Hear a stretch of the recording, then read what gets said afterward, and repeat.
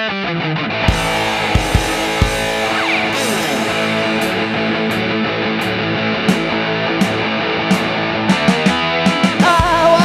lumped up tonight. Listen to Rob Rossi and Rock a Mine on the only podcast that I'll hear. Hello, everybody. Welcome to the Rockshow. This is episode 205, and we have a very special show today. We're going to be talking about a genre that we haven't really touched on yet too much. We might have mentioned it here and there, but very, very interesting. Kind of out there genre, and that's called Krautrock. Okay, Krautrock obviously would be German. Okay, and we're going to be talking about two bands that were pioneers in this scene, which pretty much started in the '60s. The first band we're going to talk about is called Can, and the second band is called Faust. Can is very important, not just as pioneers in the krautrock scene. When people think of when people think of krautrock, they kind of think of like maybe Kraftwerk, something like that, and that definitely falls into the genre. But this band Can were ahead of Kraftwerk. They started before them. Also, Can was very influential to some people in the punk scene in Europe. In particular, Johnny Lydon, a.k.a. Johnny Rotten of the Sex Pistols. Our next month's show, we're going to talk about Public Image Limited. And my opinion is you can hear a lot of Can in Public Image Limited. So I'm kind of like, segueing into the next month to talk about Public Image, which we have. I'm surprised we haven't done a show on them yet. They're one of my favorites. All right. So, Rob, how you been? Pretty good. All right. In there. I know. Dog days of summer, right? Dog days fucking hot. It is hot. I know it is. All right. So basically Can was a German experimental rock band. We call it Krautrock. Okay. Why is it called, what does that mean? Why is it called that? What's the terminology? Krautrock, well, sauerkraut, man. Kraut, German, kraut, it's kind of a nickname for Germans, krauts. Okay, so they called it Krautrock. The band was started in Cologne, Germany in 1968. I hope I don't butcher these names, but they were started by Holger Czukay, on bass, and he did something called tape editing. And that's very important because there was sort of like this electronic element to Krautrock. Irmin Schmidt was on keyboards, Michael Karoli on guitar, Jaki Liebezeit on drums. They've featured several vocalists over the years. There was an American. His name was Malcolm Mooney. He was from 68 to 70. And then there was a Japanese guy named Damo Suzuki, who was in the band from 70 to 73. And again, Can is basically considered one of the main pioneers of German krautrock. All the members of the band came from very avant-garde backgrounds, a lot of jazz influence and things like that. But the band actually, as a sound, they blended psychedelic music, funk, okay, and a little bit of electronic stuff. 1971 was that, you just showed it there for a second. Tago Mago, that one right there. That's probably their most influential album. That's debatable. Then there was an album called Igi Bamiazai, okay, that came out right in 1972, and then Future Days in 1973. They had some commercial success with singles like Spoon in 1971 and I Want More in 1976. They did reach the national singles charts, and these songs were very influential on what would later be the punk scene and the post-punk scene in Europe. And obviously bands like Kraftwerk and stuff like that, which are kind of like ambient sounding, like very atmospheric sound stuff. So, like I said, they were formed in 1968. Now, Czukay and Schmidt were from academic backgrounds, okay? They had this thing kind of maybe like in common with the Velvet Underground, all right, where they had these like collegiate backgrounds like Lou Reed did and stuff Yeah. like that. But they were also poets and shit. They were what? They were poets. Like they could put music together and play instruments. Yes, that's true. They were students of composer Karl-Heinz Stockhausen. They were very influenced by him. I don't know much about Stockhausen, to be honest with you. I think he was just a kind of a person that was doing very experimental music at a time when people weren't really doing that in the 50s. Originally, the band was going to be called Inner Space. They didn't use the name Can at first. So in late 68, the band enlisted the American vocalist Malcolm Mooney. They recorded an album called Prepare to Meet Thy Noom, P-N-O-O-M, but could not find a recording company to release it. They couldn't get anybody to put it out. So they appeared briefly in the 1969 film Kama Sutra, Volendang der Liebe. Okay, and I'm sorry if I'm butchering the German. They were backing the singer Marguerite Yuvan. Okay, in that film. At Mooney's suggestion, the band changed their name to Can. Mooney suggested the name for its positive meanings in various languages. Liebezeit later suggested the backronym communism, anarchism, and nihilism. Communism C, anarchism A, nihilism N, after an English magazine claimed this was the intended meaning. I don't think that was the intended meaning, but since somebody said it was, they made it that way, you know? For Can, right? Yeah, like an acronym, C-A-N. Yeah. So Can accepted an invitation from a friend to move into his castle, Schloss Nervench, and use it as a recording studio. There they recorded their debut album, Monster Movie, from 1969. It contained new versions of two songs previously recorded for Prepared to Meet Thy Noom, a song called Father Cannot Yell, and Outside My Door. Monster Movie was very critically acclaimed. During one live performance, Mooney actually suffered a mental breakdown. He started shouting upstairs, downstairs, upstairs, downstairs, upstairs, downstairs for 3 hours, even after Can stopped playing. Okay. On his psychiatrist's advice, he left Can and returned to the United States at the end of 1969. Mooney made his last recordings with Can that December. He was replaced in 1970 by a young Japanese traveler, Damo Suzuki, whom Czukay and Liebezeit found busking outside a Munich cafe and invited to join their performance that night. So the guy basically was outside, playing for money, and they said, "Hey, come in and join our band." That's pretty funny. Yeah. Now, I mean, but let me ask you: were they did they record in German or were they recording in English? Both. So these guys that joined the band, so that the American that he was speaking in German? No, I think there was words they would use in German or Indian, but it was mostly recorded in English. In English, all right. Yeah. I mean, there's an accent, you could hear it, but I mean, this reminds me, with Mooney having a breakdown, reminds me of Syd Barrett from Pink Floyd. Oh, okay, losing his fucking mind. I got a feeling there was some LSD involved with that breakdown. I don't know. I'm just saying. It's just a bad trip. Yeah, right. If you're saying upstairs, downstairs for 3 hours, that's not a mental breakdown. That sounds like Joe Buck on a Sunday morning. Oh, shit. There you go. Naming names. Now, the next few years saw Can release their most acclaimed works. This would be between like 70 and 73. Yeah. While their early recordings were loosely based on traditional song structures, the Can band reverted to a fluid improvisational style. The double album called Tago Mago in 1971 is often seen as groundbreaking, influential, and deeply unconventional, based on intensely rhythmic, jazz-inspired drumming, improvised guitar, and keyboard soloing. Okay, frequently all these were intertwined at the same time.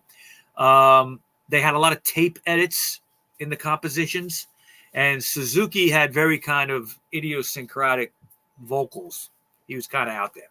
He's out there. Yeah. Czukay said it was an attempt in achieving a mystery musical world from light to darkness and return.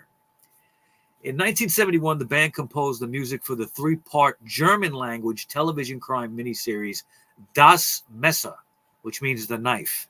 It was directed by Ralph von Sydow. The track Spoon was used as the theme song for the show, and it was released as a single and reached number 6 in the German singles charts. Yeah, I don't know if that's part of it. That's a different one. I think it could be this one. No, the song is called Spoon. Oh. It was just used as a theme song to the show. Oh, okay. Yeah. Tago Mago was followed by Egi Bamiasi in 1972, and that album's a little bit more accessible, but still very like avant-garde sounding. It actually does feature the song Spoon on it, so you did show the album, okay? And the catchy song called Vitamin C.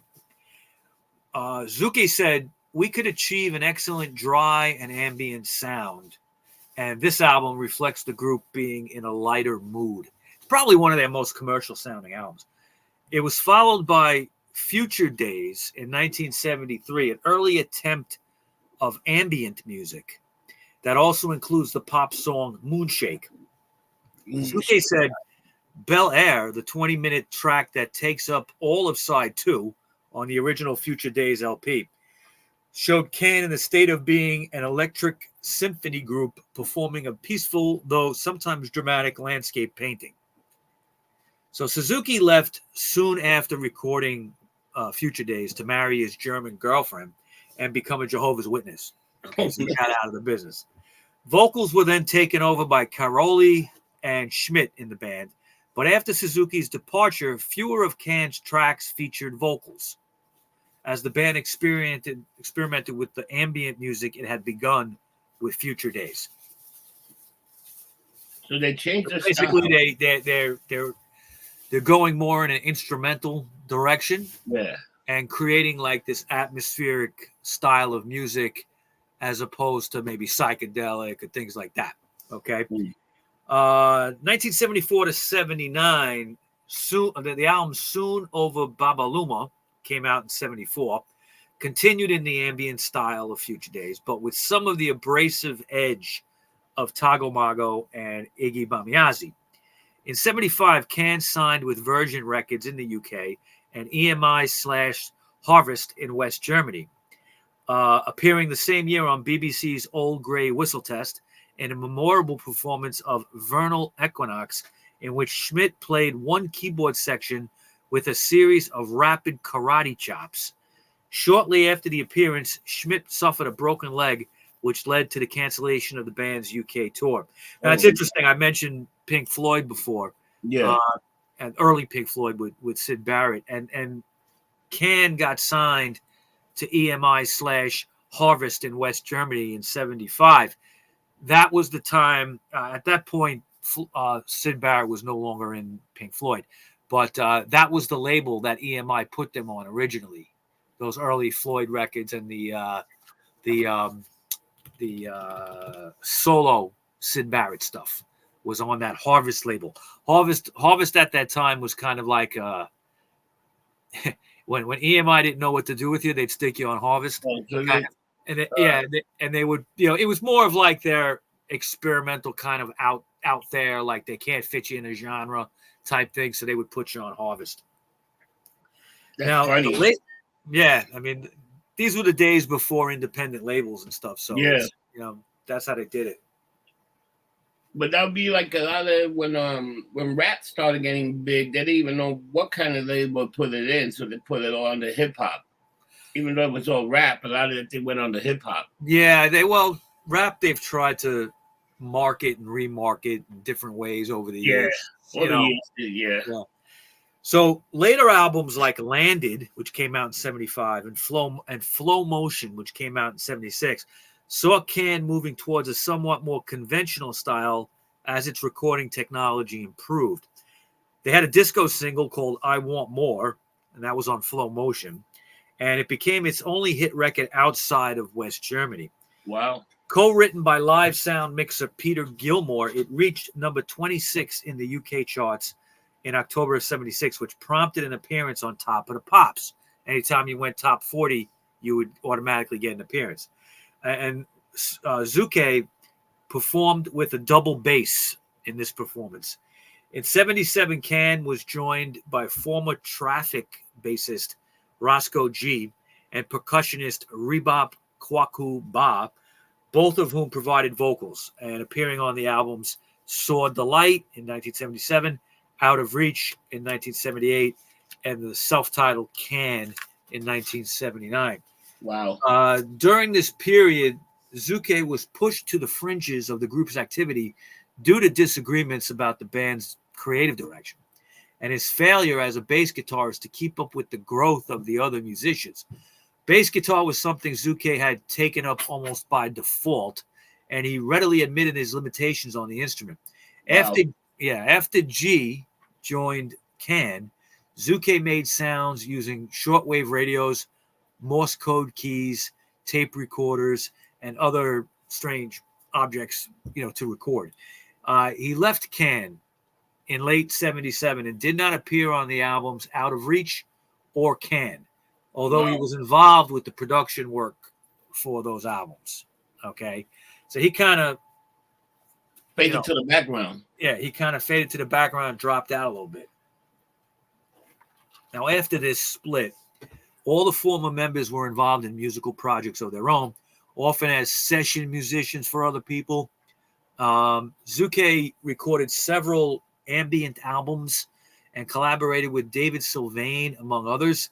Jaki Liebezeit played extensively with bassist Ja Wobble and Bill Laswell with a drum ensemble called Drums Off Chaos, and in 2005 with Datin Vera Berta on the online album Gift. Now, I mentioned Ja Wobble and Bill Laswell, okay? Yeah. These were members of the original members of Public Image Limited. Okay, so there's that connection between Public Image and Can. And really, I think they all loved Can. It wasn't just Johnny Lydon. Johnny Lydon was the most vocal about it, that he liked the band. And he was vocal about it when he was in the Pistols. They just kind of played it down, That's why Public Image is going to follow this show in the 206th episode, right? Yep. That's why I'm going to get into it in that, because it's a nice little segue. In 1986, Can briefly reformed with original vocalist Mooney, who must have got his head back in shape. Yeah. Okay, and they recorded the album Right Time, which was released in 1989. There was a further reunion in 1991 by Karoli, Liebezeit, Mooney, and Schmidt to record a track for the Wim Wenders film Until the End of the World, and in August 1999 by Karoli, Liebezeit, and Schmidt with Jeannot Podmore to record a cover of the Third Man theme for Grandland Records compilation album Pop 2000. In 1999, the four core members of Can, which is Karoli, Liebezeit, Schmidt, and Czukay, performed live at the same show, although playing separately with their current solo projects. Oh, wow. Yeah, they had solo projects called Sofort Kontakt, Club of Chaos, Kumo, and Yushi, respectively. Can have since been the subject of numerous compilations, live albums, and samples. In 2004, the band began a series of super audio CDs, remastering their entire back catalog, which they finished in 2006. Karoli, sadly, passed away from cancer on November 17th, 2001. Liebezeit died of pneumonia on January 22nd, 2017. Czukay died of natural causes on the 5th of September, 2017. And Suzuki died of cancer in February 2024. Damn. Yes, there's really nobody left. Okay. They would release a compilation album called Limited Edition in 1974, and then expanded it later on into a double album called Unlimited Edition in 1976 from their unreleased studio recordings. An album called Delay 1968, released later on in 1981, was a compilation of unreleased stuff from the 68-69 period. Cannibalism 2, a compilation album of album and single material, also included one unreleased song called Melting Away, which was from their time in the 1960s. In 1995, the Peel Sessions was released. Okay, they worked with John Peel, who we've talked about 100 times. In 1999, there was the Can box set that was released and a Can video documentary.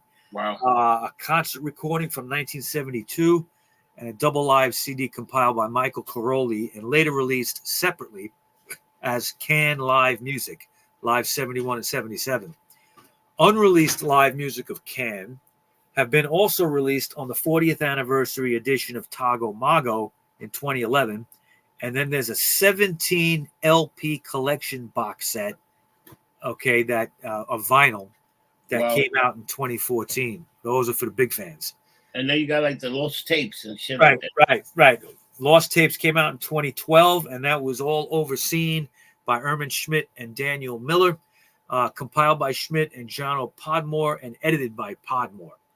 Talk about their style a little bit, and then we'll move on to the next band. Can developed a repetitive rhythmic style with influences from everything from North African music, Stockhausen, who they were influenced by, and American minimalists like Steve Reich and Terry Riley. Czukay and Schmidt were both pupils of Stockhausen, and Can inherited the grounding in his musical theory. Schmidt was trained as a classical pianist, while Karoli brought the influence of gypsy music through his esoteric studies. Gypsy music. Liebezeit had strong jazz leanings, and the band's sound was originally intended to be based on the sound of ethnic music. So when the band decided to pick up the garage rock sound, original member David Johnson left the band. Wow. This world music trend was later exemplified on albums such as Iggy Bamiazi. The name actually means Aegean okra. Oh, I should say Aegean, excuse me, like the Aegean Sea. Aegean okra, and that's in Turkish. That's a Turkish word. Future Days and Sword Delight, and by incorporating new band members with different nationalities. So they tried to be international as well in their members and in their sound. A series of tracks on Can albums known as Ethnological Forgery Series, abbreviated to EFS, demonstrated the band's ability to successfully recreate ethnic-sounding music. They constructed their music largely through collective, spontaneous compositions, sampling themselves in the studio and editing down the results. Czukay referred to Can's live and studio performances as instant compositions. The band's early rock influences, okay? Obviously, it's the Velvet Underground. Yeah, definitely. And the Beatles. Everybody was influenced by the Beatles. And they also like Jimi Hendrix, Sly Stone, and Frank Zappa. Yeah, because they got that weird psychedelic kind of. Yeah, exactly. The band has admitted that the beginning of Can's Father Cannot Yell was inspired by the Velvet Underground's European Sun on their first album. Malcolm Mooney's voice has been compared to that of James Brown a little bit. It's an acknowledged hero of the band members. And, of course, they were influenced by early Pink Floyd and Miles Davis albums like Bitches Brew that we did a great podcast on a while back. Yeah. But they had keyboard, right? They were using keyboard in a lot of the songs. Yeah. Now, Suzuki was a very different singer from their original singer, Mooney. He was multilingual. Okay, he claimed to sing in the language of the Stone Age. That was one of the language that he claimed he sang in. And often inscrutable, okay, in his vocal style. With Suzuki, the band made their most critically and commercially successful albums. The rhythm section work on Tago Mago have been especially praised. One critic writes that much of the album is based on long improvisations built around hypnotic rhythm patterns. Another writes that Hallelujah finds them pounding out a monster trance funk beat. All right, so basically, that to me, if you're a Can fan, which I am a moderate Can fan. I'm not hugely into them. They're kind of like a tough pill to take sometimes, but I do respect them for musicians that they are, and they were very influential, especially in more European bands. Some famous bands that definitely claim influence besides Public Image Limited is like Joy Division did, The Fall, Susie and the Banshees, The Primal Scream, Jesus and Mary Chain, the Happy Mondays. Pete Shelley from the Buzzcocks was a big fan of Can. So, they also influenced things that would be considered like trip hop or ethno techno and ambient music, bands that were in that kind of stuff. Brian Eno from Roxy Music was a big fan. And also John Frusciante of the Red Hot Chili Peppers was a big fan. Is a big fan. He definitely liked that kind of stuff. Yeah. Radiohead is influenced by Can. So many. Okay. So check out, if you're gonna maybe start somewhere. Okay, I would say that the Tago Mago. Start with that one, it is a double album, which is a lot to take down, but you can do that. So that's Can. Now we're still going to talk about Krautrock a little bit here. Yeah. And the next band we're going to talk about is just when you thought you couldn't get any stranger than Can, you got Faust. Very strange band. Yes. Great name. Named after the book. Okay. And they're definitely an influence on Krautrock and kind of probably many of the same bands that I mentioned earlier with Can probably also listened to Faust. Now, they were formed in 1971 in the rural setting of Wumi, okay, in Germany. They secured a recording contract with Polydor, but and they actually recorded their first album with them called Faust, just self-titled. It sold poorly, but received critical acclaim for its innovative approach and established a devoted fan base. Now, the original lineup was Werner Zappi Dermeyer, okay, Hans Joachim Ermler, Arnulf Meifert, Jean-Hervé Perron, Rudolf Sazna, and Gunther Wusthoff. And they also had an engineer that worked with them on a lot of stuff named Kurt Groppner. Their work was oriented around dissonance, improvisation, and experimental electronic approaches, and would influence subsequent ambient and industrial music. They are considered a central act of West Germany's 1970s Krautrock movement. That's true. When I was talking about Krautrock as far as Can goes, I'm talking about West Germany. East Germany had a whole other thing going on that nobody knew was going on because it was behind the Iron Curtain. Now, Meifert in the band was sacked. He was fired. Shortly afterwards, this album was recorded, the first album. Wow. Because as Perron wrote in 2004, he discussed things because he had flat buttocks and an absolutely beautiful girlfriend, because he practiced every day, because he always kept his room neat and woke up every morning to first wet a cloth he put in front of his room to keep the dirt out, because he played such a hard 4/4 that we had to travel into the tongue ready to drop Ding Dong is Ding Dong is handsome top. I don't know what he's talking about there. But, I thought that was funny because, it's almost like when Glenn Matlock was thrown out of the Pistols, and they said it was because he washed his feet. Okay. I think they have no excuses. They just got to make something up. They just got him out. They just had to get him out. So in 1972, the band recorded its second, slightly more accessible album called So Far. Faust became one of the premier bands in the international appreciation of the genre that would be known as Krautrock.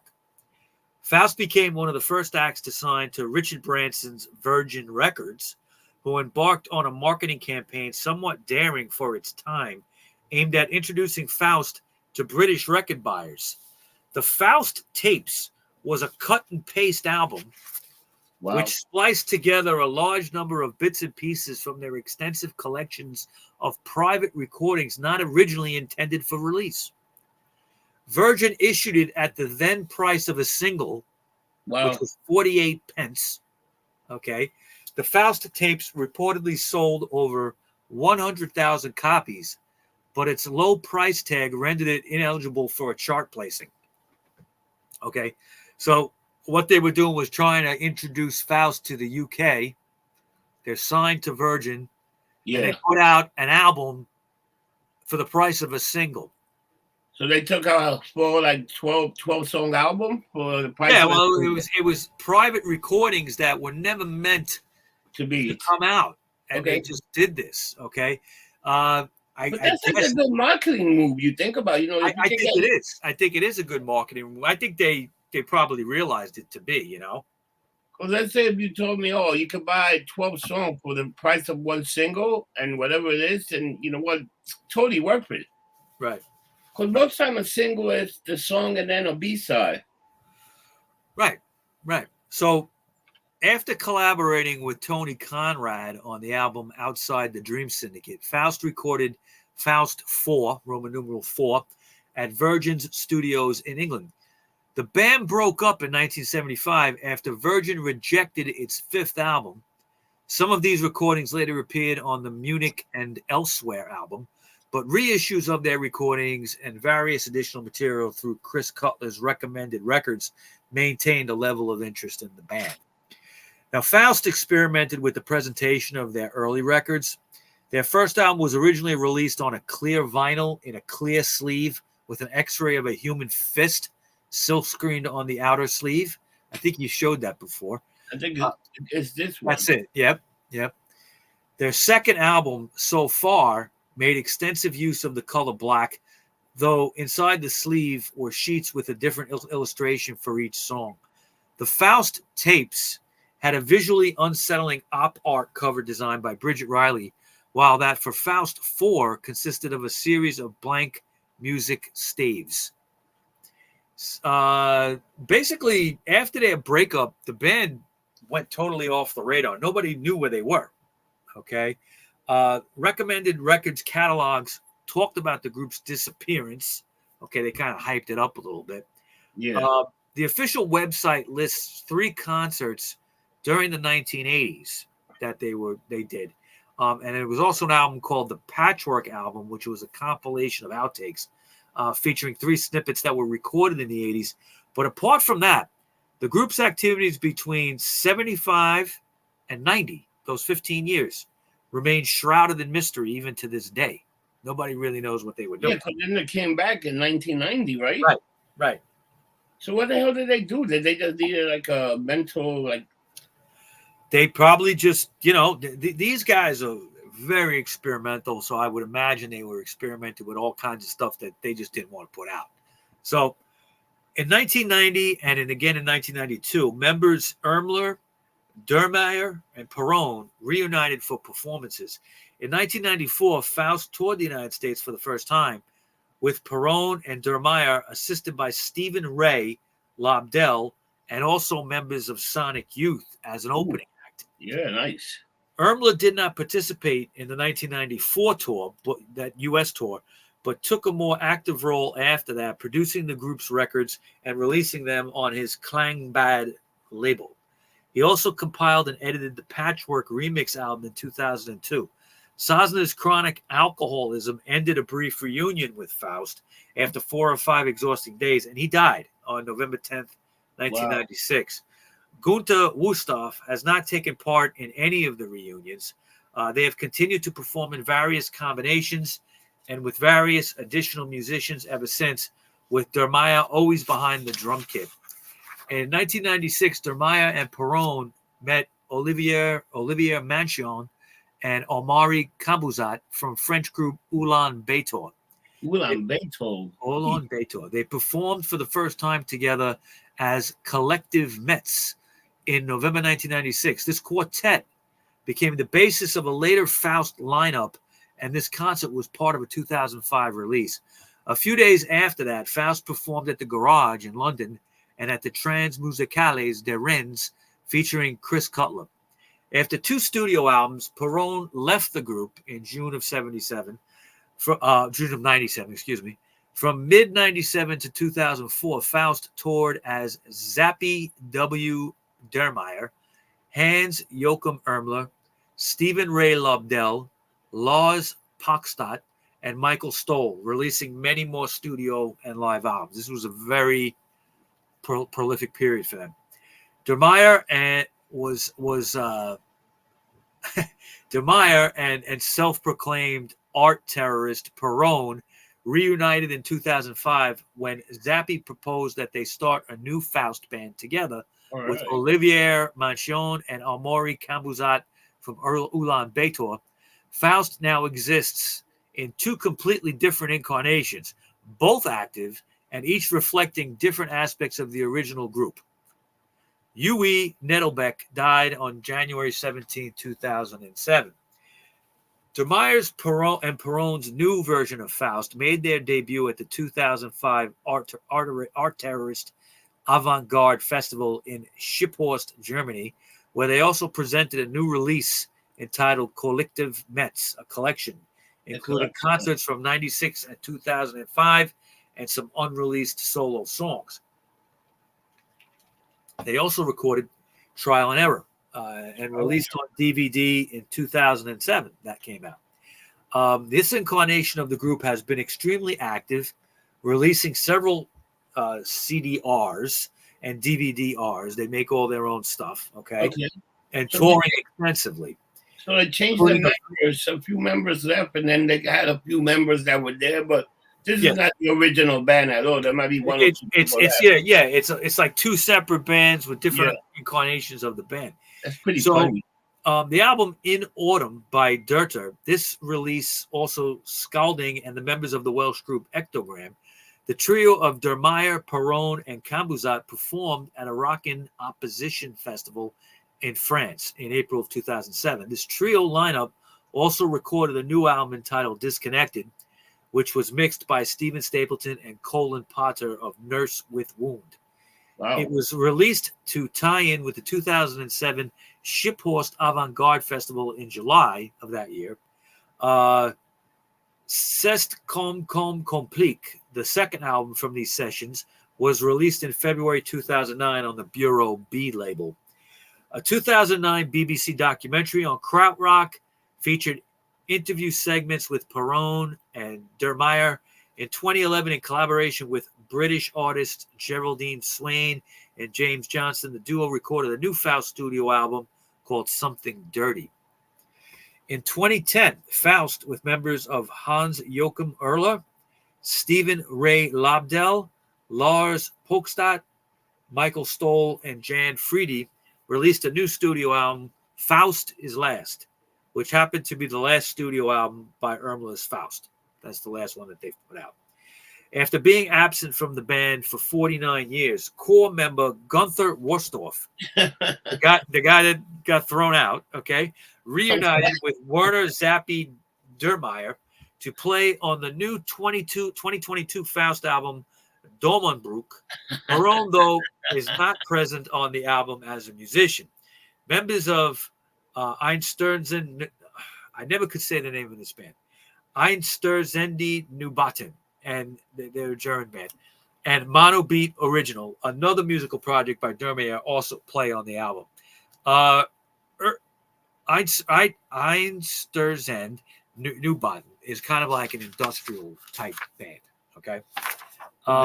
Now, during the Woomy years, Dermeyer, Perron, and Worsdorf played on Slap Happy's first 2 albums, Sort of 1972 and Aknelbask Noom in 1973. This is compilations that they worked on.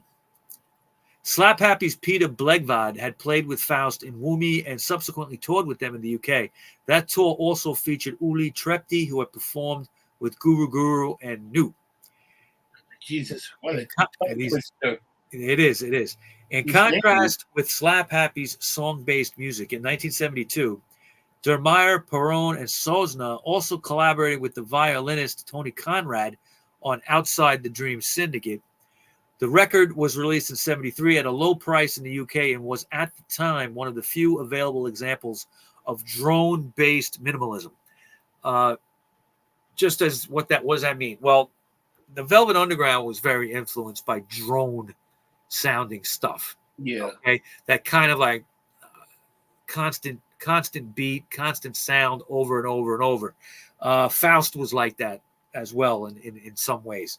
Now, a live recording from a 1995 concert entitled Outside the Dream Syndicate Alive, featuring Tony Conrad, Zappy, Dermeyer, and Jean-Hervé Perron of Faust, and Jim O'Rourke, was released in autumn of 2005. Faust collaborated with New Jersey avant-garde hip-hop crew Dalek for the album Derby Respect Alder in 2004. Jean-Hervé Perron collaborated with Veeam and Zolt Soars on an MLP called Poison Is Not the Word, released on the Lumberton Trading Company label in 2012. And in 2013, Faust recorded live at Clouds Hill with Omar Rodriguez Lopez. Faust performed with Slap Happy again in November 2016 at the Weekend Festival in Cologne, Germany. The two groups also played together in February 2017 at Cafe Otto in London. In December 2017, Faust recorded a one-off collaboration with erotic electronic artist Natalie Sharp, also known as Lone Taxidermist, as part of the BBC Radio 3 program Late Junction Session Series. Okay, and they're still active today. Okay, they haven't done too much lately. Obviously, the pandemic probably slowed things down for them. And that definitely slowed them down. Yeah, but they're still around. You can go to the faustpages.com. Perron, Dermeyer, and Ermler all have their own websites. You can check that out on Wikipedia. Even Gunther Wusthoff, who got thrown out, he has his own website too. Yeah, if you follow the film, there were a few films with the DVDs and stuff, Yeah. And they got a lot of albums out of release. I guess that's all combined. They all play separate things, I guess, once in a while. Yeah, and there is two. At one point, there were two alternative versions of the band. Yeah, so they could take an album every year. That's the way it looks. Yeah, I don't think that's the case anymore, though. It looks like that there might only be one, but I'm not sure. We'll see what happens. Yeah, they're probably just one now because how many years has it been?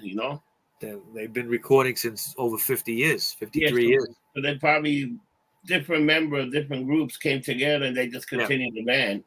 Exactly. Which is not a bad thing. Yeah. So I don't know. I thought this was an interesting episode of the Rock Show, a little different. Yeah. I don't know too much about the music, but very few people do, man. It's kind of like they have. It's a very.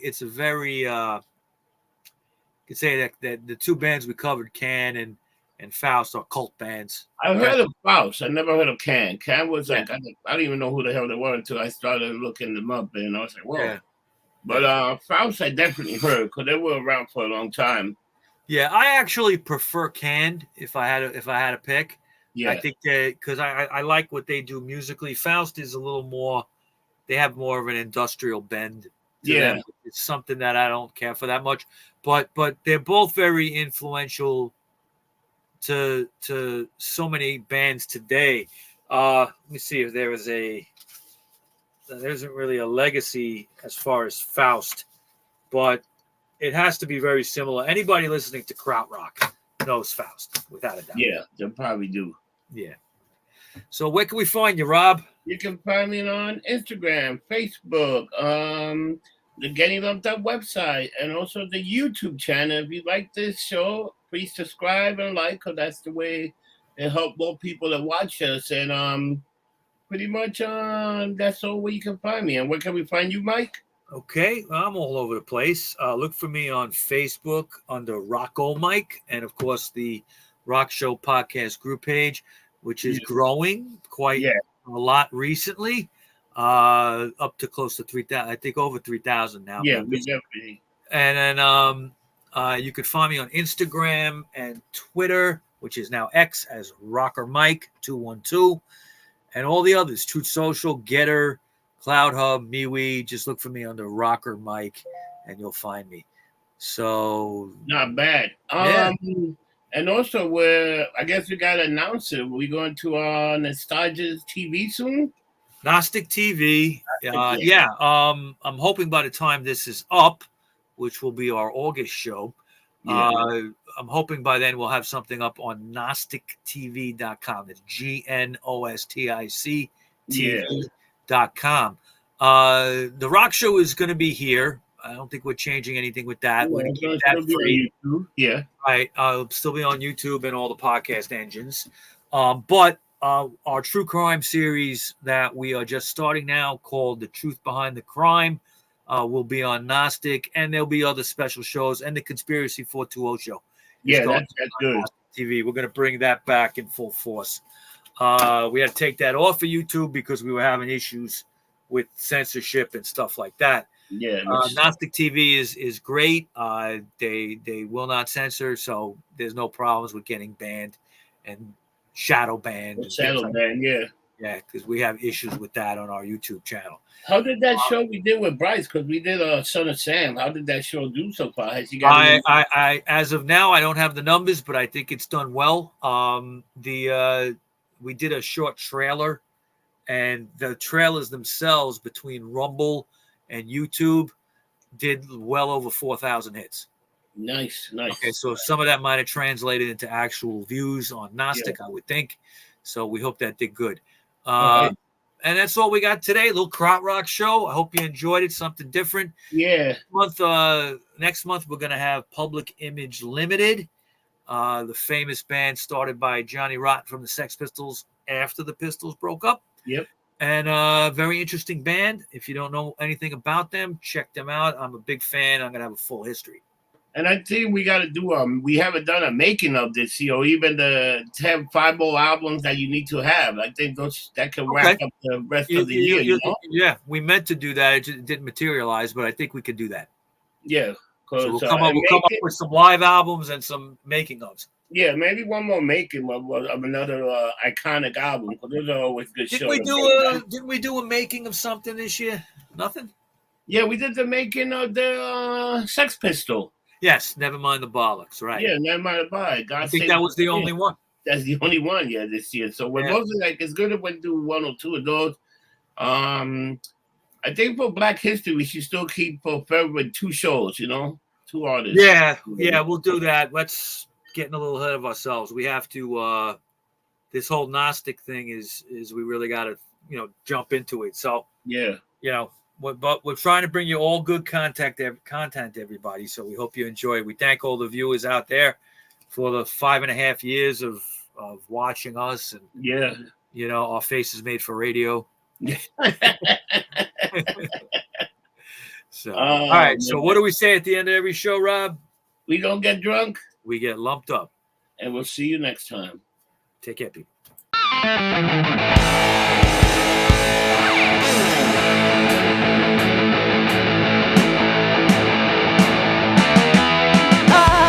Get lumped up tonight.